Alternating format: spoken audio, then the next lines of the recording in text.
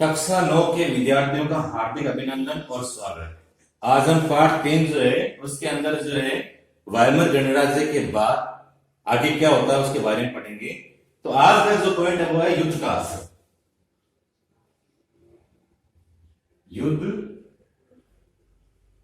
का असर कि क्या प्रभाव पड़ा था इस युद्ध का, कौन सा युद्ध का, प्रथम विश्व युद्ध का, उसके बारे में पढ़ रहे हैं। और किसके संदर्भ में पढ़ रहे हैं? हम जर्मनी के संदर्भ में पढ़ रहे हैं। और भी यूरोप के अंदर ये युद्ध चला था, तो यूरोप के बारे में भी पढ़ रहे हैं। तो हम क्या देखते हैं? सबसे पहले यूरोप जो महाद्वीप जो था, ये महाद्वीप जो था काफी पैसे वाला देश था, लोगों को कर्ज देता था, लेकिन इसके बाद जो है ये कर्जदार बन गए थे। तो कहने का मतलब क्या है? यूरोप जो है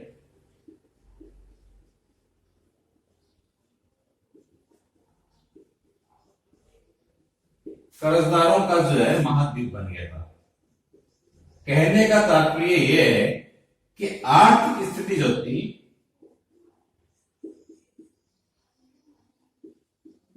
ये खराब हो गई थी। किसकी हो गई थी?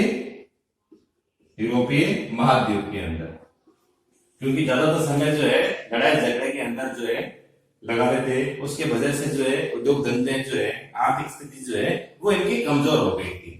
अब हम जो जिस संदर्भ में हम पढ़ रहे हैं, हम जर्मनी के अंदर पढ़ रहे हैं।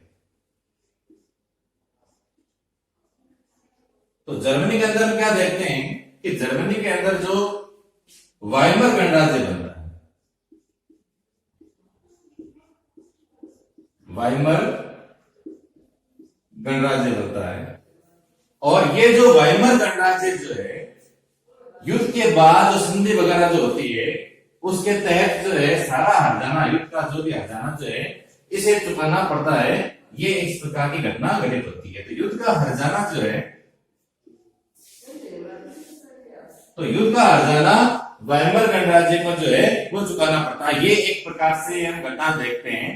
अब इस वाइमर गणराज्य के जो समर्थक जो थे, जो इनके पक्ष में जो थे, वो कौन कौन थे वो देखेंगे।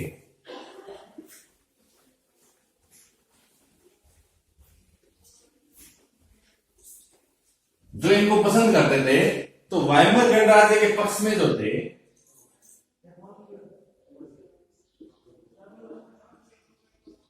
तो वाइमर गणराज्य जो है इनके पक्ष में जो थे वो थे कैथोलिक,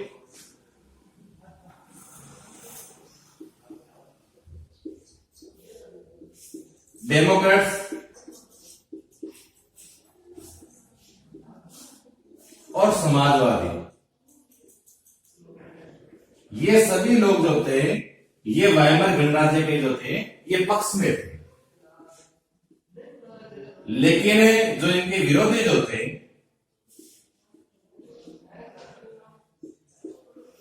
जो रूढ़िवादी जो लोग जो थे या पुरातनपंथी जो लोग जो थे, जो राज शासन को वापस चाहते थे, ऐसे लोग जो थे ये इस वाइमर गणराज्य के जो है विरोधी थे।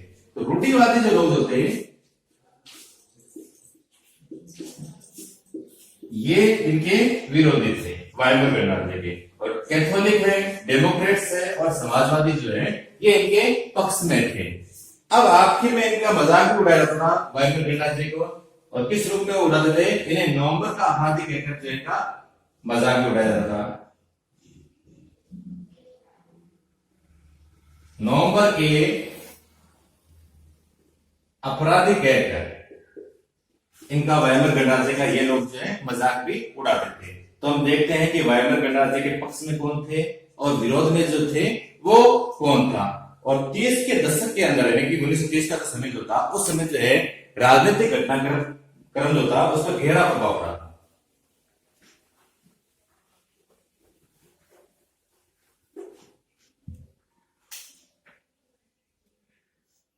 तो 30 के दशक में जो है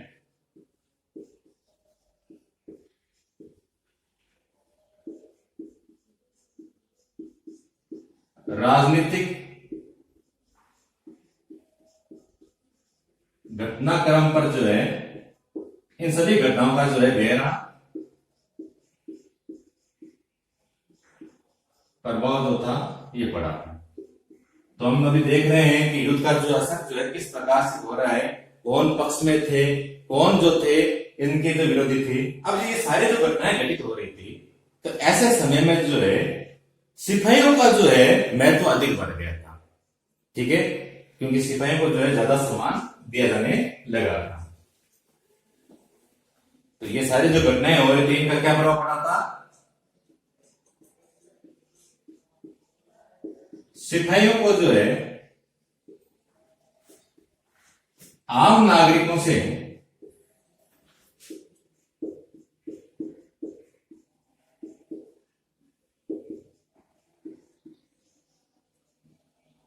अधिक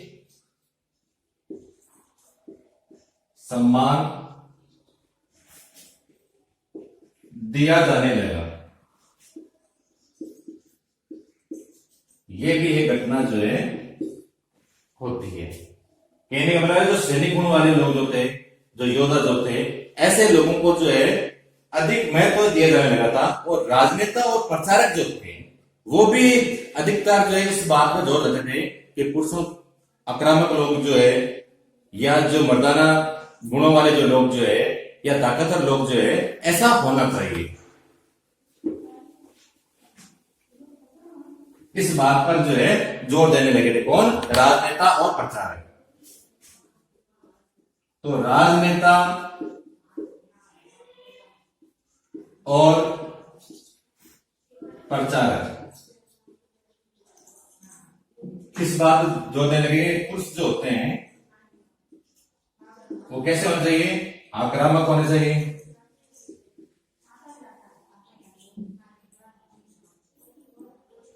मर्दाना गुणों वाले होने चाहिए।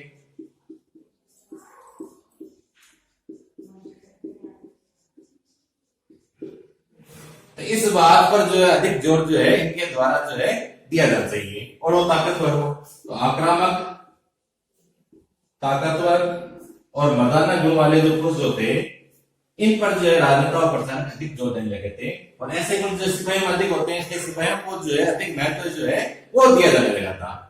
और खंदक का मतलब होता है जो युद्ध भूमि के अंदर जो है, जैसे यहाँ खड्डा बना दिया, तो यहाँ इसके अंदर जो सैनिक जो है खड़े रहते थे, ये खड्डे के अंदर जो रहते थे उनको हम क्या कहते हैं? खंदक कहते हैं। तो खंदक जो थे उनका जो जीवन जो था, जो सिपाही इसके अंदर रहते थे, उनका महिमा मनाने, उनका काफी तारीफ की जा रही थी उस समय। झूठी तारीफें जो थी वो की जा रही थी, महिमा मंडन किया जा रहा था खंदक के अंदर जो सैनिक रह रहे थे, जो युद्ध कर रहे थे उनका। लेकिन हम वास्तव में देखते हैं कि खंदक में जो जीवन सैनिक लड़ रहे थे उनका जीवन काफी अलग प्रकार का था, काफी दुख वो सहन कर रहे थे। तो क्या क्या मुश्किलें उनके सामने थी जो खंदक के अंदर जो सैनिक थे? पहली समस्या तो यह थी कि खंदक के अंदर जो सैनिक होते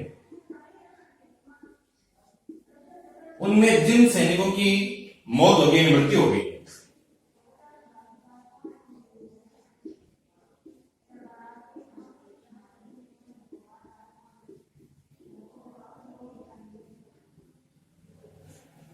तो उनकी लाशें जो है वहां पर रहती थी। उनकी वजह से जो है वहां पर चूहे जो है बहुत अधिक मात्रा में थे। तो चूहों की वजह से भी खंदक में रहने वाले सैनिकों को काफी कठिनाइयों का सामना करना पड़ता था। युद्ध के दौरान जो विषैली गैसें जो थी, जहरीली गैसें, तो जहरीली गैसों के अंदर जो है उनको जो है लड़ना पड़ता था। तो जहरीली गैसें थी, चूहे थे, और भी कई प्रकार के जो खतरनाक जो गोलाबारी वगैरह जो होती थी,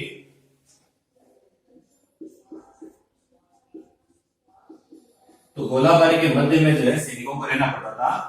तो ये जीवन जो है काफी कष्टदायक होता था। लेकिन इसका महिमा मंडन किया जा रहा था जगह जगह कि सैनिक इस तरह से बहादुर से लड़ रहे हैं, ऐसा है। लेकिन वास्तव में अगर देखा जाए तो उनका जो जीवन जो था वो काफी ही जो है दर्दनाक था। तो ये हम इसके अंदर देखते हैं। अब धीरे धीरे जो रूढ़ी वाले जो तानाशाह जो थे उनको भी समर्थन मिलने लगा था युद्ध के असर के अंदर देखेंगे।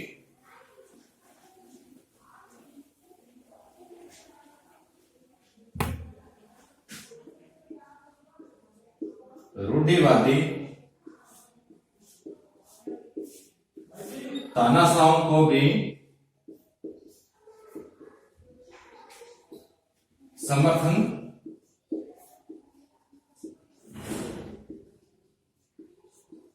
मिलने लगा था। दूसरी बात क्या है कि दोनों युद्धों के मध्य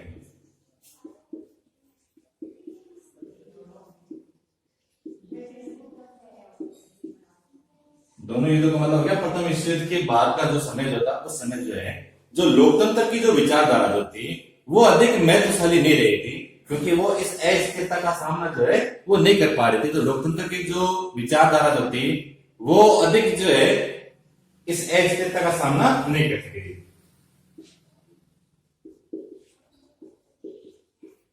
लोकतंत्र की जो नई विचारधारा जो थी, नई विचारधारा जो थी वो इस अस्थिरता का जो है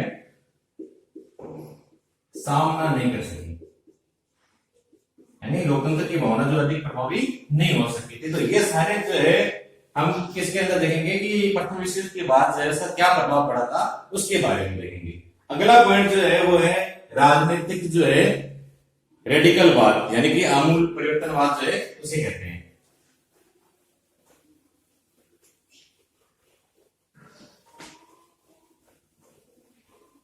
तो राजनीतिक रेडिकलवाद, आमूल परिवर्तनवाद और आर्थिक संकट जो है इसके बारे में हम पढ़ेंगे।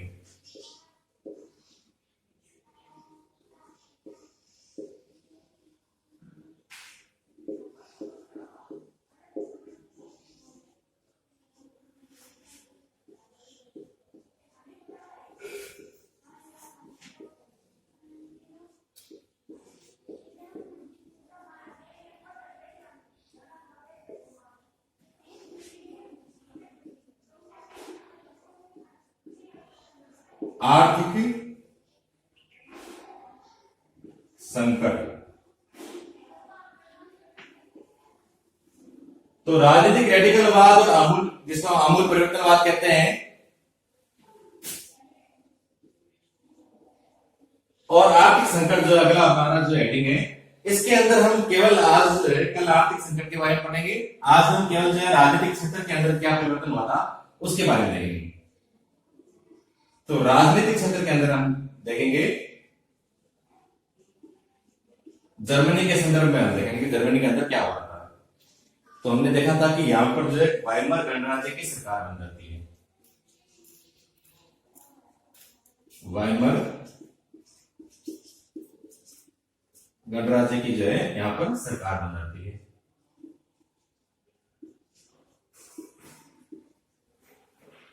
उधर जो है स्पार्टाकिस्ट जो है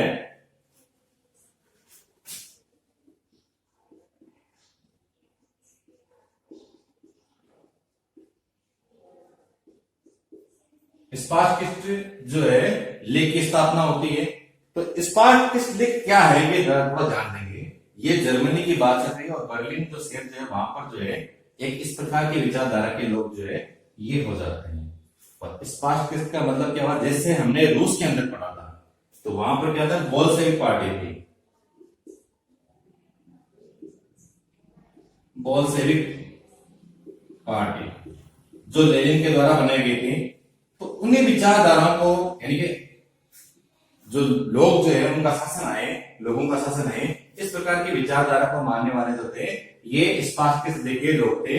ये क्या करते थे कि जिस तरह से रूस के अंदर बोल्शेविक पार्टी आई है उसी प्रकार की शासन व्यवस्था जो है कहां पर हो जाए, बर्लिन यानी जर्मनी के अंदर भी जो है इस प्रकार की व्यवस्था हो जाए और इस वाइमर गणराज्य जो है इसको हटा दिया जाए। तो वाइमर गणराज्य और इनके मध्य में जो है आपस में जो है एक प्रकार से तनातनी हो जाती है। ये दोनों विचारधाराएं जो थी एक दूसरे के विरोधी थी। तो एक बार दोबारा समझ लीजिए, स्पार्टाकिस्ट क्या थे, जिस प्रकार से रूस के अंदर बोल्शेविक पार्टी के जो लोग थे, जिस प्रकार की सरकार चाहते थे, सोवियत सरकार चाहते थे, तो ये प्रकार के सोवियत सरकार चाहते थे कि जगह जगह ग्रुप बने और वहां पर जो सोवियत बनी थी रूस के अंदर, उसी प्रकार की सरकार जो है यहाँ पर भी बने, ये स्पार्टाकिस्ट लीग के लोग चाहते थे। अब जो वाइमर गणराज्य जो थे इनको जो पसंद करने वाले लोग जो थे, जिनके बारे में पहले पढ़ चुके हैं कि कैथोलिक जो है, समाजवादी जो है, डेमोक्रेट्स जो है, ये सब के सब जो लोग जो है ये वाइमर गणराज्य के पक्ष में थे और ये इस प्रकार की सरकार का विरोध कर रहे थे। अब इस प्रकार की विचारधारा जो थी वो धीरे धीरे फैलने लगी थी, तो इसको दबाने के लिए जो है ये लोग जो है पुराने सैनिकों की मदद लेते हैं। पुराने जो सैनिक जो थे तो उनकी मदद से जो है ये जो है फ्री कोर नामक जो उनकी संस्था थी, जिन्हें फ्री कोर नामक संगठन था जो पुराने सैनिकों का था, तो इनकी मदद से ये इनको दबाते हैं, स्पार्टकिस्ट लोग के जो दबाते हैं। अब ये ध्यान देना, ये जो वाइमर गणराज्य जो था या वाइमर जो सरकार जो थी ये थी समाजवादी।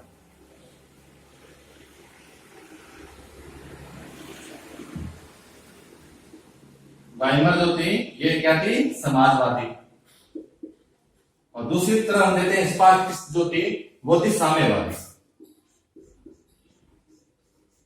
इन दोनों के मध्य में आपस में जो है इस प्रकार की टकराव जो है चलती रहती है और इसी टकराव की वजह से ये दोनों जो है साझा रूप में से जो है हिटलर की तरफ ध्यान नहीं दे पाते हैं।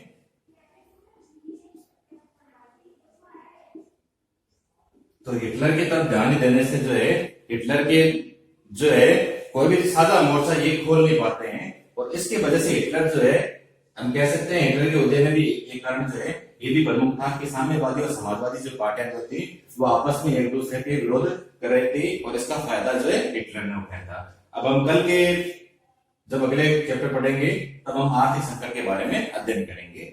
धन्यवाद।